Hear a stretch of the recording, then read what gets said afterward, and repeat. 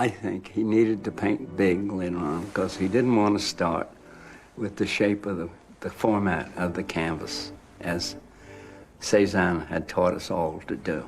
He felt, well, you can see that every paint stroke in the mature Cézanne is more or less echoes the format, the rectangularity.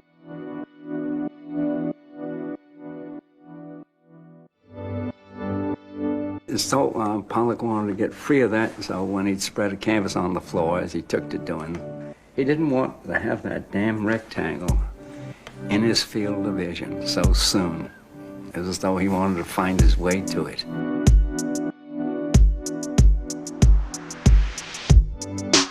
In Pollock's greatest paintings, I think the energy is clearly there, that whiplash line, the gestures, etc. But there's also a feeling of being able to enter these paintings because they are big. There's, with all the energy, a great calm. It's not just a feeling of grandness, but also a feeling of intimacy and quiet. One of his greatest paintings, Lavender Mist, I think is one of the most calm and lyrical paintings that an American ever painted.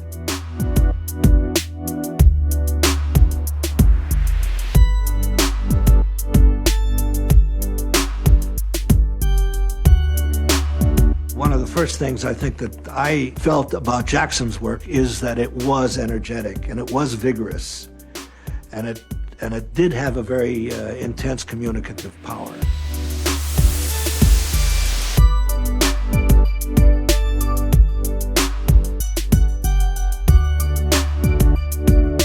Actually, Pollock's art was incredibly highly controlled, and it took him years to really perfect the ability to control this kind of pouring, splattering, and dripping technique so as to give him an immense battery of effects that he could produce instantaneously. Now, people would say, well, anyone can pour that. I can take a can of paint and pour it. Now, it is certainly true, but anyone can go up to the piano and push the note C, and your C will be as good as Arthur Rubinstein's or Horowitz's. And by the same token, if you spill a little paint, that's going to be, let's say, as good as Pollock for just that little spill. What makes Horowitz or Rubinstein is the succession of accents and the control and interrelationship of these accents as they come one after another. That is what we would call the touch of the pianist. But the tone is the same for you or for Rubinstein.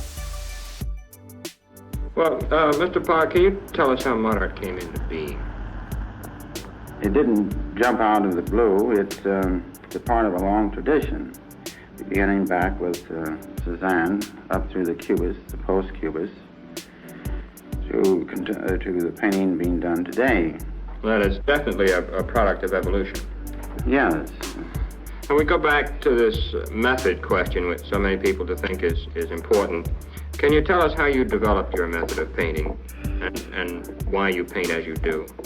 Well, method seems to me, a natural growth out of a need.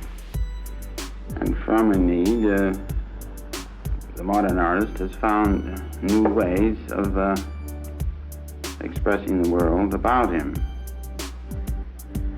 I happen to find ways that are different from the usual techniques of painting,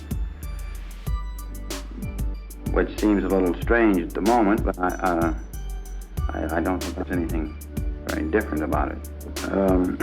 I paint on the floor, and which isn't unusual. The Orientals did that. Well, how do you go about getting the paint on the canvas? I understand you don't use brushes or anything of that sort, do you? Well, most of the paint I use is a liquid flowing kind of paint. The brushes I use are more as sticks rather than the brush. The brush doesn't touch the surface of the canvas. It's just above. Well, isn't it more difficult to control than a brush? No, I don't think so. With the experience, it seems to be possible to control the flow of the paint to a great extent. And I don't use the accident. I deny the accident. Pollock got his first commission, which was to do a portable mural for the foyer of the apartment house Peggy Guggenheim lived in.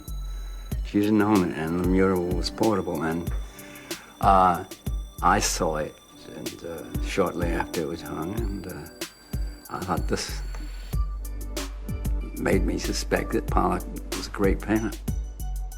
The picture seems to repeat itself all over. It's become a staple of abstract painting now, but at the time, it was called, I say, exalted wallpaper, and then the mural, well, it just goes on and on. That's what made it so good.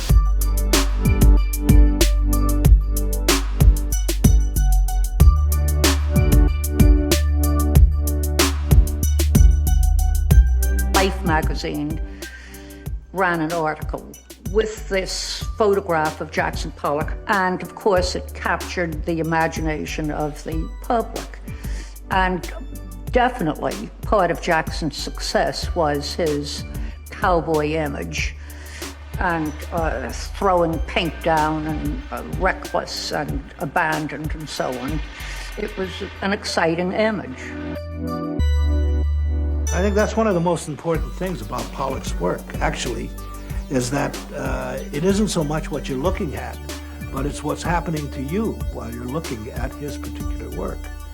And that's something I think that he had almost from the first pieces that I ever saw. They were attention-getting, they were riveting, and they had a power that changed your character and your personality. The modern artist is living in a mechanical age, and we have mechanical means of representing objects in nature, such as the camera and the photograph. The modern artist, it seems to me, is working and expressing an inner world. In other words, expressing the energy, the motion, and other inner forces. Would it be possible to say that the classical artist expressed his world by representing the objects, whereas the modern artist expresses his world by representing the effect the objects have upon him? Yes, the modern artist is working with space and time and expressing his feelings rather than illustrating